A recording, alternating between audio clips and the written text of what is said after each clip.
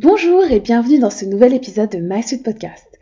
Je suis Kim de My Sweet Discoveries et je suis ravie d'accueillir dans l'épisode d'aujourd'hui la douce Nina qui vous dévoilera comment vous lancer dans l'entrepreneuriat, les pièges dans lesquels ne pas tomber et comment arrêter de vous mettre la pression. Donc c'est un nouvel épisode, toujours 100% sweet et ultra transparent. Allez, c'est parti pour l'épisode. Vous êtes passionné par l'univers de la food sous tous ses aspects, cuisine, photo, marketing, business. Eh bien, j'ai une bonne nouvelle pour vous, vous êtes au bon endroit. Au menu de My Sweet Podcast, des interviews de chefs, d'experts en photographie culinaire et des conseils business et marketing. Que vous soyez restaurateur, photographe culinaire, blogueur ou tout simplement passionné de food, j'ai pensé à vous et les astuces utiles seront au rendez-vous.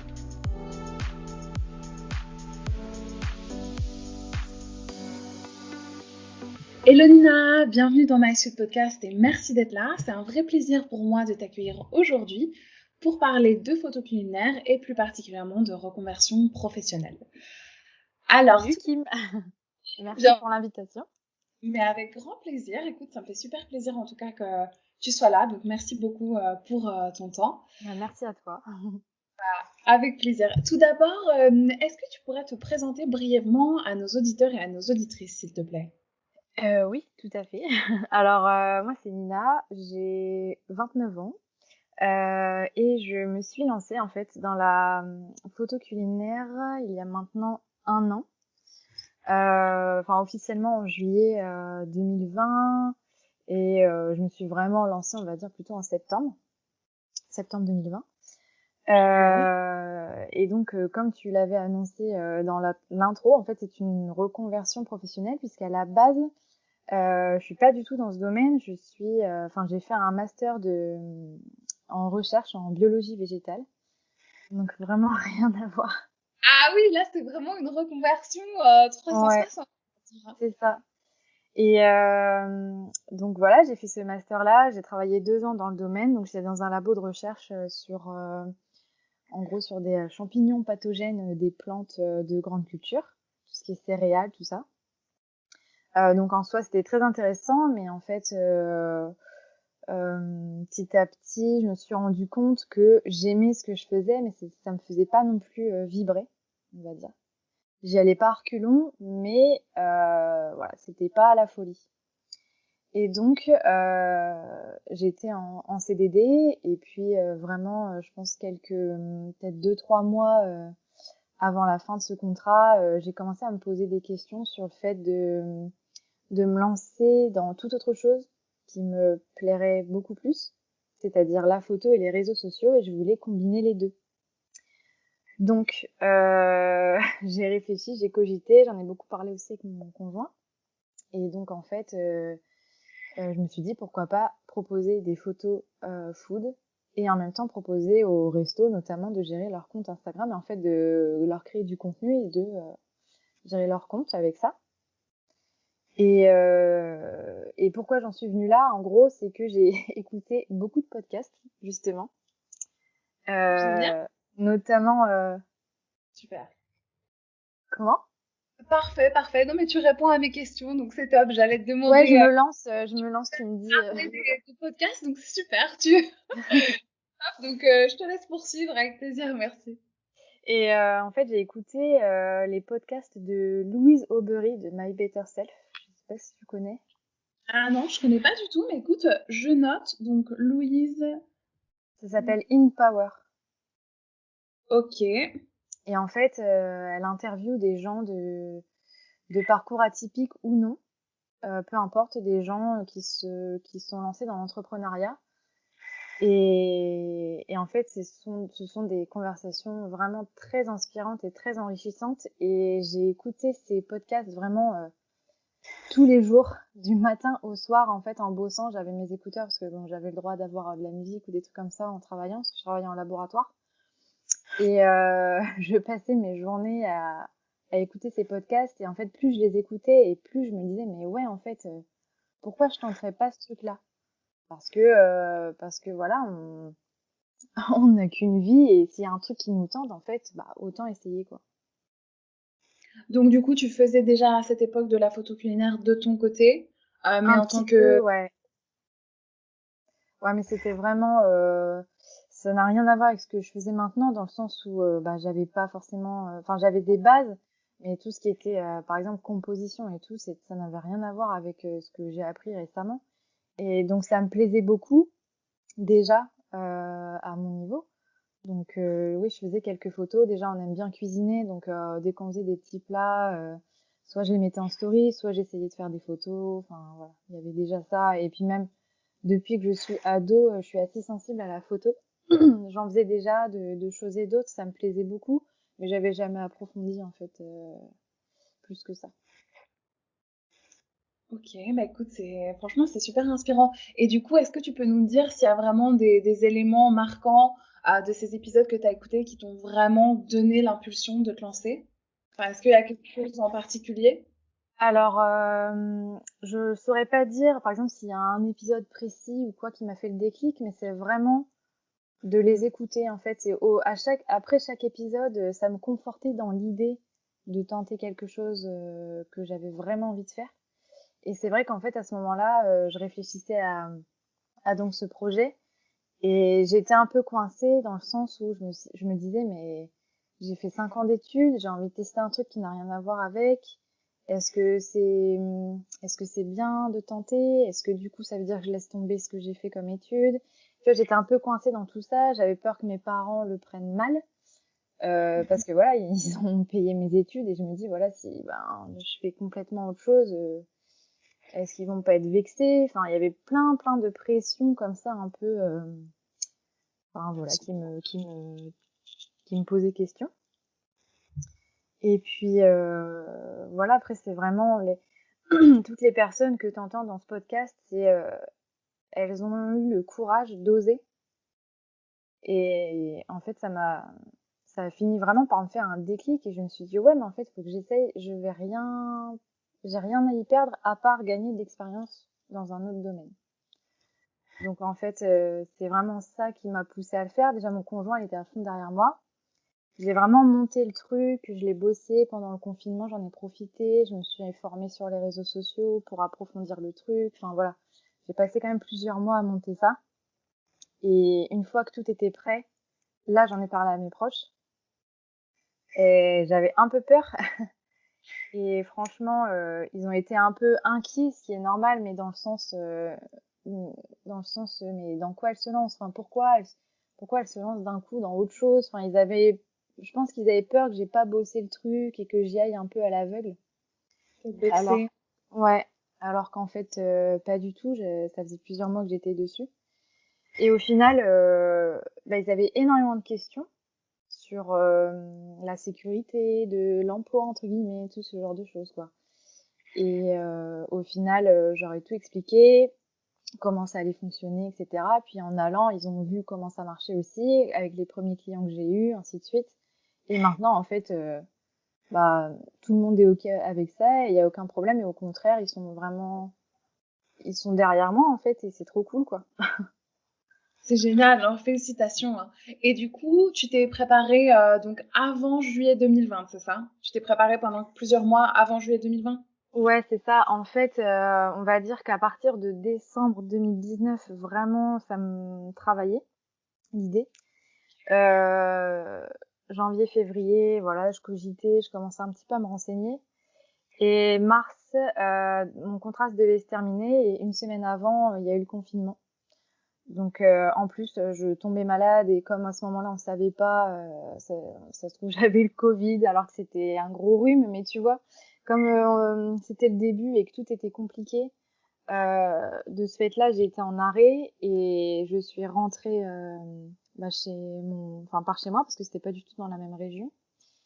Je suis rentrée me confiner et j'en ai profité à ce moment-là pour approfondir les choses. Donc ouais, de avril à juillet, j'ai taffé le truc.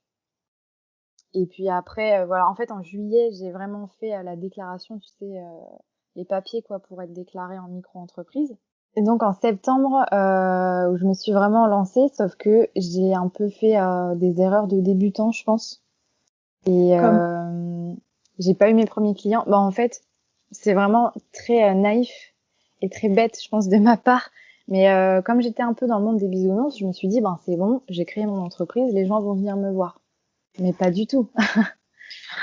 Je me suis complètement fait avoir là-dessus, je ne sais pas pourquoi, parce que voilà, il y a un peu de naïveté, je pense. Et voilà, j'ai vraiment cru que juste en disant, voilà, je suis à mon compte, que les gens allaient toquer à ma porte, on veut des photos, tu vois. Mais non, ça marche pas comme ça. Oui, c'est sûr que ça serait un monde idéal. Bon, après, clairement, c'est déjà la première étape. Ouais. Et du coup, finalement, comment t'as fait pour avoir tes premiers clients? Après, il y a eu en période d'automne, là, les restaurants ont de nouveau fermé. Donc, c'était pas compliqué. J'ai essayé du démarchage par mail, avec des mails quand même au mieux, personnalisés le plus possible. J'ai envoyé ça, je pense, à une cinquantaine de restaurants par chez moi.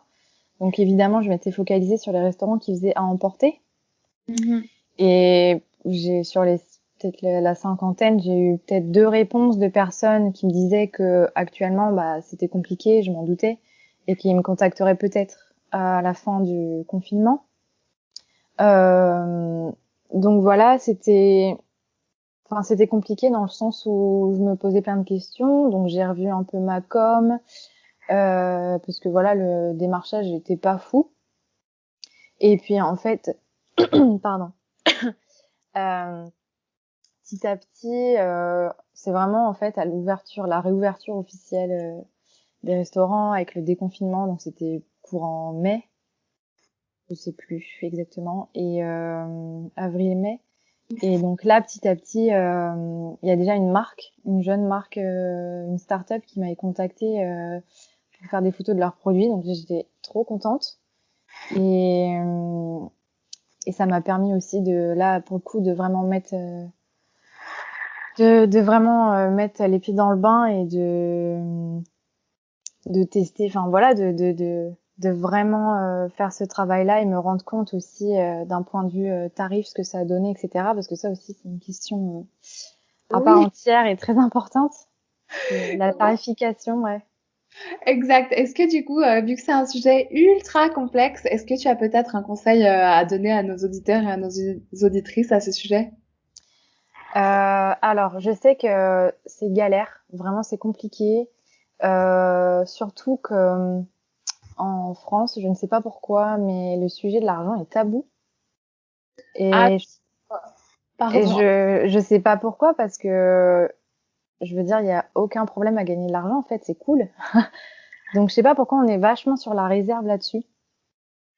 Euh, donc en fait, ce que j'ai fait, c'est que j'ai été à la pêche aux infos au maximum. J'avais trouvé un article sur le blog de Laura, des paris de Laura, qui expliquait un peu ce qu'elle mettait en place. Pardon, ce qu'elle mettait en place elle. En gros, ce qu'elle faisait, ce qu'elle demandait à ses clients, mais c'était large, c'était pour avoir une idée. Et du coup, je m'étais basée là-dessus. Et je sais qu'actuellement, en plus, elle doit plus pratiquer les mêmes tarifs parce que c'était il y a déjà peut-être 2-3 ans, donc je pense que ça a changé depuis. Mais je me suis basée là-dessus. Et moi, le conseil que je donnerais, je pense, c'est d'oser demander aux gens, en fait, euh, sans forcément, parce que voilà, il y a des gens qui voudront pas dire leurs tarifs. C'est leur droit, bien sûr.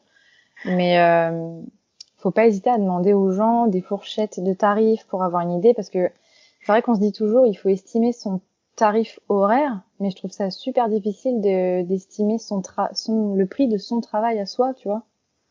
Ouais, C'est pas évident. c'est hyper complexe hein, comme question, la tarification. C'est vrai que moi aussi, Ouais. en perpétuelle évolution à ce sujet, surtout qu'au début, t'oses pas non plus avoir un positionnement prix trop élevé parce que tu t'as pas forcément non plus beaucoup confiance en ton travail. Mais Ouais, après, c'est ça. c'est pas rentable non plus. Donc c'est vrai qu'il faut vraiment doser entre, enfin pour trouver, je trouve, le juste équilibre et pour être satisfait quand même et Ouais. pas sous-payer non plus parce que sinon c'est pas possible. Hein, on est bien d'accord. Ouais, c'est ça. Et le piège, je pense que c'est qu'on commence quasiment tous, à mon avis, à des tarifs trop bas. Et en fait, je m'en suis rendu compte avec ce premier client qui était une super expérience. En fait, je me suis dit, mais ça va pas. Certes, j'ai été payée tant, mais en fait, avec le temps que j'y ai passé, etc., c'était pas ultra rentable. Parce qu'effectivement, c'est sûr qu'il faut prendre en compte ses charges, enfin tout, le matériel, les formations, enfin il y a tellement de choses. Mais voilà, au-delà de ça, il y a aussi se payer soi, quoi. Donc c'est vrai que c'est pas évident. Et ouais, le conseil que je peux donner, c'est d'oser demander aux gens des fourchettes de tarifs pour au moins avoir une idée de où on peut se situer, de voilà. Après, dans le domaine, il y a vraiment j'ai l'impression qu'il y a tous les prix, quoi. Il y a aussi bien que ce soit la photo ou en tarif horaire, il y a aussi bien du 30 € la photo que du 450 € la photo ou plus, quoi. Oui, c'est vrai. Après, bon, forcément, ça fluctue aussi en Oui, fonction de bien sûr. ce genre de choses. Mais en effet, c'est vrai que je trouve que t'as vraiment, c'est un très bon conseil. Merci pour les personnes qui nous écoutent de pas hésiter à demander. Et Ouais, aussi, c'est bien pour tout simplement ne pas faire de concurrence déloyale. Parce que c'est vrai que si après on propose des prix trop bas, bah forcément, ça peut aussi faire de la concurrence à ouais, d'autres personnes qui sont sur le marché. Et finalement, c'est profitable à personne. Parce que c'est forcément, les ça. entreprises, ça les arrange de payer moins. Mais après, dans l'histoire, personne n'est vraiment gagnant en fin de compte. Ouais, c'est ça. Et du coup, tu proposes aussi, tu disais, des prestations de community management, c'est ça? Oui, c'est ça. Comme je voulais associer la photo et les réseaux sociaux, et j'ai vu que ça pouvait se faire, je me suis dit pourquoi pas associer les deux. Donc en fait, je propose soit des photos seules, soit des photos et du community management. Donc les photos permettent de créer le contenu en fait pour les réseaux sociaux. Génial. Et donc, du coup, tu as aussi certains clients pour qui tu... Ouais, là j'ai un client actuel pour qui je fais les photos et le community management. Enfin, c'est pareil, le community management, il y a des options, etc. en fonction de ce que veulent les clients. Donc là, par exemple, je m'occupe vraiment de rédiger les publications, de faire le planning éditorial, les hashtags, ce genre de choses, mais je ne gère pas, par exemple, les commentaires ou les messages privés. Ça reste l'entreprise qui s'en occupe. D'accord. Ah, c'est Euh, je n'avais pas pensé à cette option-là. Je pensais vraiment que dans le cadre de community management, tu t'occupais vraiment de faire le 360, toute la gestion du réseau social de l'entreprise. Donc c'est intéressant aussi ouais, comme... bah en fait, ça dépend des besoins aussi de l'entreprise. Et c'est vrai que des fois, gérer les messages privés, c'est pas évident quand t'es pas au cœur de la boîte. Tout T'as à pas forcément toutes les infos et au final, si c'est pour aller tout le temps demander à un tel pour répondre à un message, autant que ce soit la personne directement qui réponde. Oui, oui, non, non. Donc voilà, après ça dépend des boîtes bien sûr, mais voilà. Et donc là, j'ai un nouveau client avec qui on va mettre ça en place à partir de septembre-octobre. Pareil, des photos et gestion du compte Instagram. Donc ça c'est cool. Et puis euh, et puis à côté de ça, il y a des demandes aussi de photos seules. Donc voilà, ça me permet de jongler entre les deux, quoi. Donc du coup, tu continues à faire de la prospection, à rechercher des nouveaux clients pour tout ce qui est partie photo culinaire. Ouais, j'essaye. Après, ce qui est intéressant aussi, ça on me l'avait conseillé au début et je ne connaissais pas, c'est de s'inscrire sur la plateforme Malte. Oui, tout à fait. Parce que bah, je connaissais pas et en fait j'ai quand même eu là je pense que les trois quarts des clients que j'ai eu jusque là ils m'ont trouvé sur Malte en fait, Ah, quand même, hein? sur Malte ou sur mon site internet. Quand même. Alors ouais, ça te donne Ouais, vraiment visibilité. Oui. franchement ouais. Donc voilà et bon évidemment il y a il peut y avoir des arnaques sur Malte, il faut faire attention. Ah, t'as déjà eu ce genre de problème? Ouais, mais en fait j'ai discuté avec une copine photographe et c'est vrai que enfin, elle était sur Malte, mais je lui disais qu'elle pouvait peut-être justement augmenter son rayon de déplacement entre guillemets. Et Elle me disait que justement, elle avait eu une demande, mais que c'était une arnaque, donc elle était dégoûtée, etc. Je lui dis, bah écoute, moi je touche du bois, mais j'en ai jamais eu pour l'instant. Et une semaine après, j'en ai une. Mais Et en fait, c'est, senti l'arnaque finalement. Enfin, comment ça s'est passé? en fait, t'as quelqu'un qui te contacte normalement, on va dire, pour une presta. Et donc, en général, ils veulent passer en dehors de la plateforme Malte, ce qui peut se faire aussi, donc c'est pas gênant. Euh, et donc, on avait échangé par mail. J'avais fait un devis, un contrat, il m'avait renvoyé les documents signés, etc. Donc c'était pour quand même un restaurant étoilé à Fontainebleau. Ok. Donc moi, j'étais super contente, puis en même temps j'avais un peu la pression. Je me dis ouais c'est un gros truc et tout. Et puis en fait il y a un dernier mail où j'ai pas dû répondre tout de suite. Je pense qu'ils m'ont relancé le lendemain. Et là j'ai eu un mail très bizarre en me disant oui, nous sommes sous pression, veuillez nous répondre s'il vous plaît. Euh, D'autant plus que notre comptable ayant des problèmes pour faire des virements, est-ce que vous acceptez l'échec? Alors que de base, je ne prends pas l'échec, donc j'essaye de savoir si on peut pas s'arranger. Ils me disent que non. On dit bah exceptionnellement, je veux bien accepter un chèque.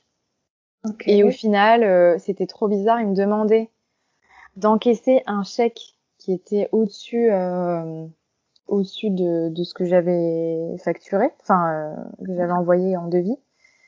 Et ils me demandaient d'encaisser un chèque qui leur permettrait aussi de payer leurs fournisseurs de vaisselle, enfin un couac impossible.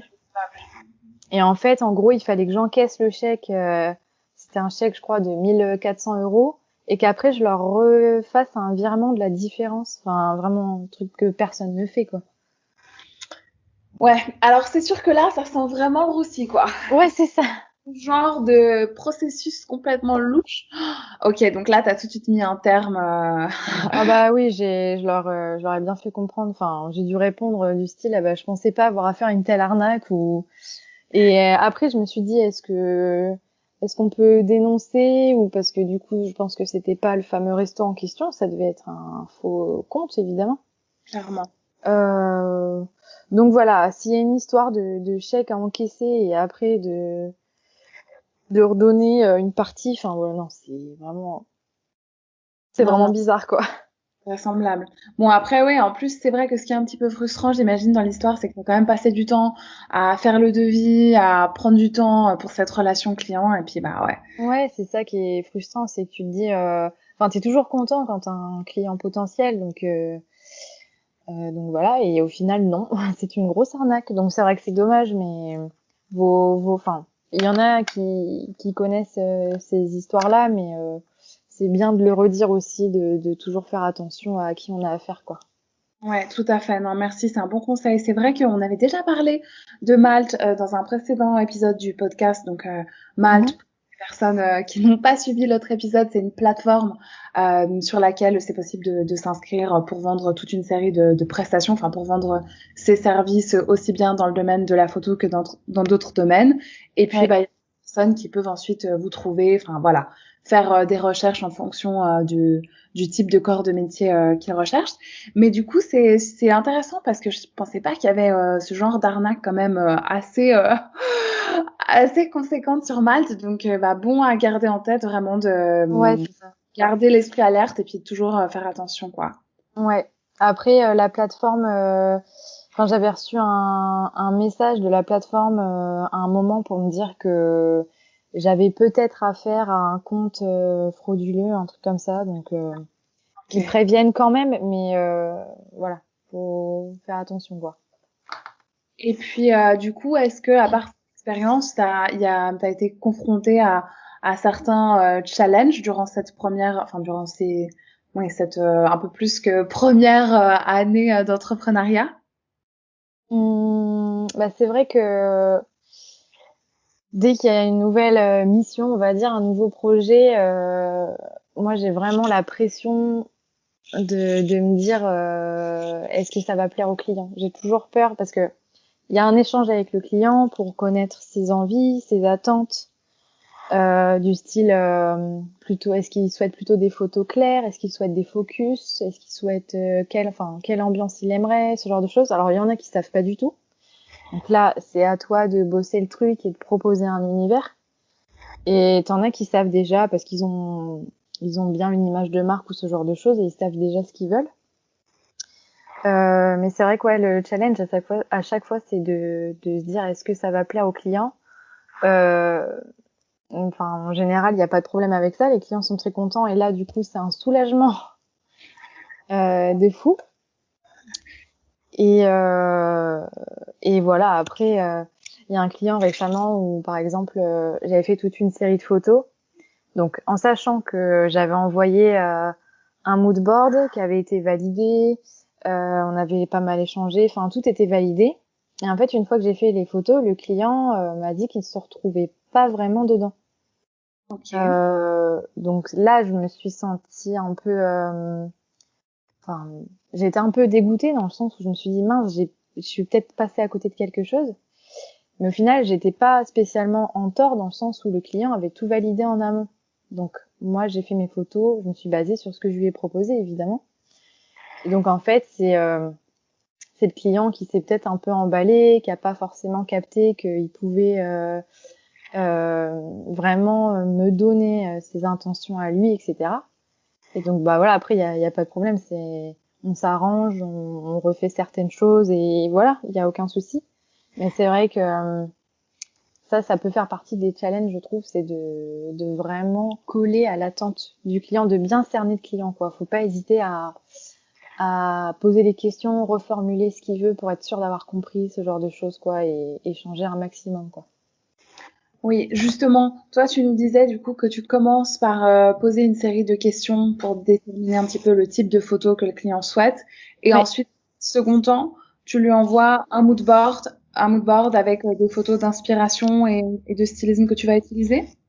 Ouais, c'est ça, ça peut être donc des photos d'inspi, là je vais essentiellement sur Pinterest, avec les couleurs, enfin voilà ce qu'on attend, enfin donc voilà comme je disais, on fait un premier échange pour essayer de cerner les attentes du client.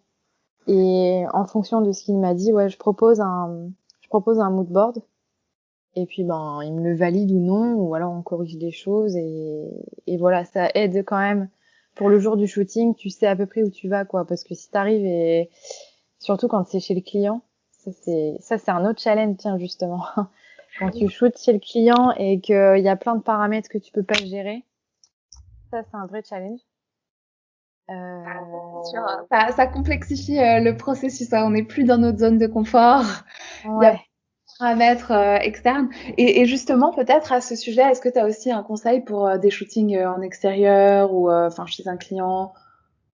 Alors déjà de choisir la bonne tranche horaire parce que enfin je dis ça surtout pour la lumière parce qu'en fait il y a une tranche horaire qui peut être imposée par le client selon s'il est ouvert ou pas. Évidemment si on va shooter alors que c'est plein de personnes à table et tout, ça peut être compliqué. Donc déjà le client il peut imposer une tranche horaire par rapport à leur service. Et il faut prendre du coup aussi en compte la lumière. Et ça, c'est pas évident. Euh, donc voilà, par exemple, l'été, éviter de faire un shooting pendant midi parce que la lumière est très dure, donc ça peut être difficile à gérer après au niveau de l'editing, tout ça. Et c'est vraiment ce genre de choses où des fois il y a des spots qu'on peut pas gérer, t'as des gros spots au-dessus de ton plat et c'est vraiment pas joli. Enfin voilà, ça c'est pas évident. Euh, et ce que je peux conseiller, que j'ai pas encore mis en place, mais je pense qu'il y en a qui le savent, c'est de gérer du coup la lumière artificielle, que Oui. ce soit en flash, enfin ouais, que ce soit en lumière continue ou avec un flash, parce que ça peut vraiment permettre de sauver une ambiance ou même un shooting en fait. Et il y a notamment Mélanie. Je sais pas si tu connais les recettes de Mélanie sur Instagram, Oui, tout à fait. qui propose une formation flash, enfin lumière artificielle. Parce que voilà, elle montre vraiment que même avec un flash, en fait, il faut savoir le gérer. Un flash, je parle des flashs style flash Cobra que tu peux déporter. Oui, tout à fait.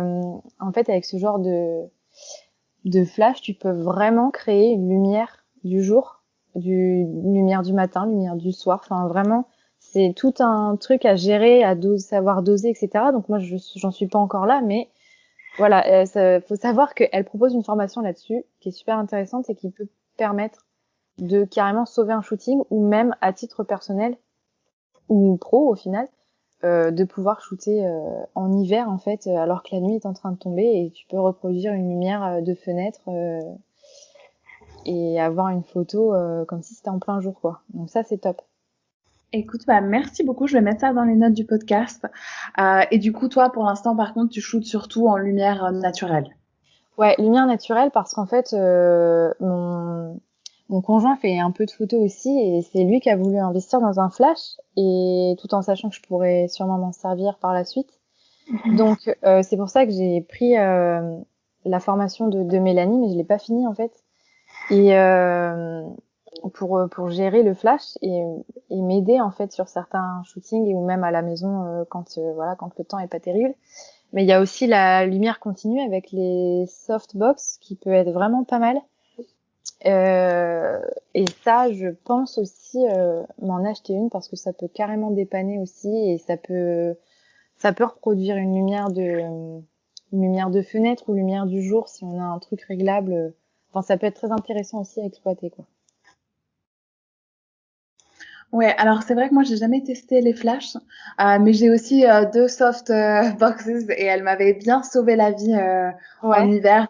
C'est vrai que bah en hiver, on va pas se mentir, déjà il fait gris, ouais, le soleil, enfin c'est impossible de shooter à partir de 16 heures, je dirais. c'est ça, ouais.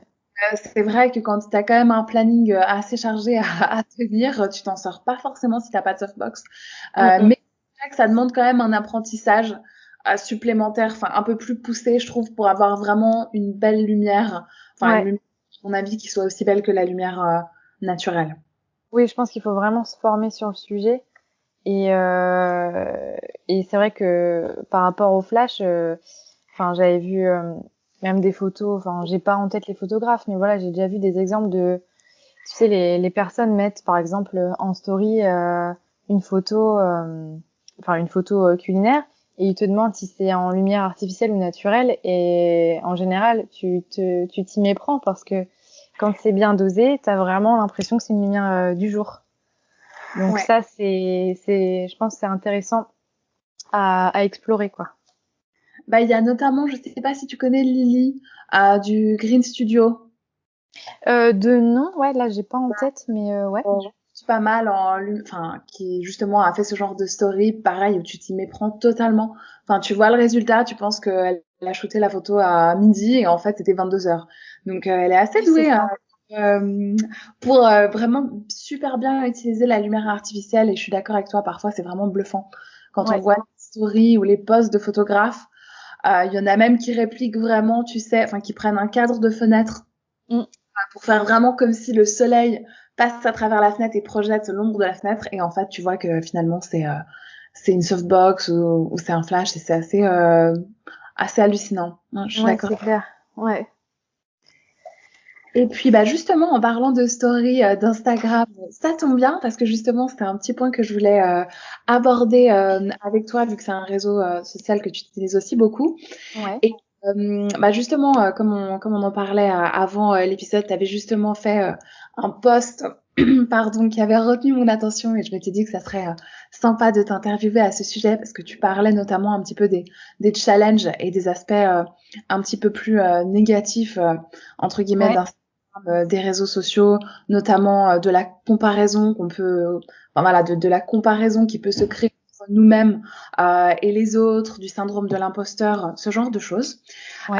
Du coup, je voulais savoir si tu aurais peut-être quelques conseils pour les personnes qui nous écoutent pour bah, apprendre à gérer la relation avec Instagram et avec les autres. Alors, c'est vrai que c'est un point très important et très en même temps complexe. Parce qu'en fait, c'est vrai que ce que j'expliquais dans mon post, c'est que J'avais fait une pause d'une semaine. En soi, une semaine, c'est rien, mais pour Instagram, c'est beaucoup parce que, enfin, je pense que tu le sais, à partir du moment où tu es un peu absent, ben, tes stats chutent. Enfin, voilà, c'est C'est frustrant. vraiment frustrant et complexe. Tout à fait. Et donc voilà, j'avais fait un post pour expliquer que j'avais fait une petite pause parce que je m'étais fait avoir par le côté négatif des réseaux sociaux. Jusque-là, j'avais vraiment pas eu trop de problèmes. Euh, Peut-être au tout début des réseaux par rapport à la comparaison, je pense physique. Mais bon, ça, j'ai fait mon chemin là-dessus et c'est passé. Mais là, c'était vraiment parce que depuis quelques temps, en fait, je me suis abonnée à pas mal de comptes de photos culinaires ou photos, enfin, hautes de la photo en général. Donc, j'ai beaucoup plus ce type de contenu maintenant quand je me balade sur Insta. Et c'est vrai qu'en fait, je passais pas mal de temps sur Insta, regarder, je voyais les photos des autres, et à chaque fois, je me disais, mais cette photo-là, elle est trop belle, machin, il fait ça trop bien, enfin, un tel, il a fait telle photo trop belle. Enfin voilà, j'arrêtais pas de me dire que les autres faisaient des belles photos, et je me disais, bah moi, je sais pas faire la même chose. Mais en même temps, j'essayais pas déjà. Enfin, enfin, comment dire, je m'entraîne pas assez, on va dire, d'un point de vue personnel. Ouais. Donc évidemment que je peux pas forcément proposer la même qualité. Et encore, je dis ça, mais ce que j'expliquais dans mon post qui est très important, c'est que il faut pas oublier que chaque personne a un parcours différent, des expériences différentes et un niveau différent. Donc évidemment que on peut pas avoir la même qualité de photo que quelqu'un qui fait ça depuis 10 ans, c'est évident. Et en fait, faut se garder ça en tête, quoi. On peut admirer le travail des autres, mais il faut en rester là et pas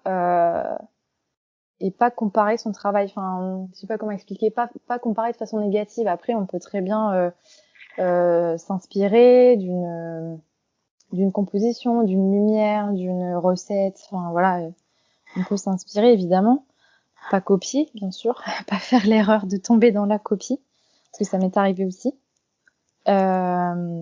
Mais voilà, il faut essayer de vraiment prendre Insta comme une ressource de belles photos et voilà, de pas rentrer dans la comparaison. Alors c'est facile à dire, c'est moins facile à faire, mais c'est vraiment important parce qu'en fait après on est complètement bridé par ce qu'on voit et on n'ose plus rien faire. Enfin moi clairement c'est ce que ça m'a fait, c'est que je n'osais plus faire de photos parce que je me disais je vais pas prendre ça en photo, machin l'a déjà fait, je vais pas prendre ça en photo, machin l'a déjà fait, je vais pas faire comme ci, comme ça, parce que j'ai déjà vu des photos trop belles de ce sujet.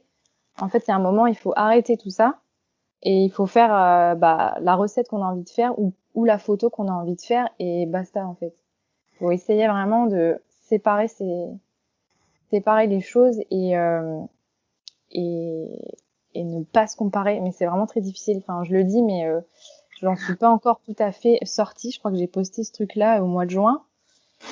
Et ouais, j'en suis pas encore totalement sortie, donc c'est compliqué. Bah, en tout cas, je te remercie vraiment pour ta transparence et pour ces conseils super utiles. Et bah, c'est rassurant aussi. Et je pense que ça va être rassurant pour pas mal de personnes qui nous écoutent. Mm Parce que, bah, comme je te disais, souvent on pense, enfin, moi aussi, clairement, je suis souvent dans le même cas de figure que toi.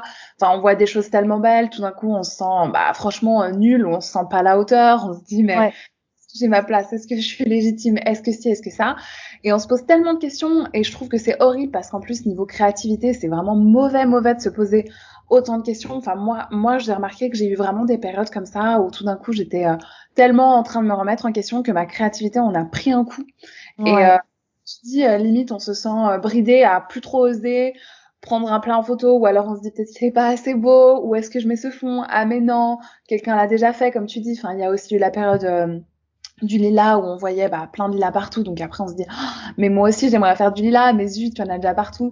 Et ouais. bon, c'est vrai que c'est dommage et je pense que tu as raison. Il faut faire ce qu'on a envie de faire et puis essayer de regarder de temps en temps des photos pour s'inspirer, mais pas pour se bloquer et se comparer négativement.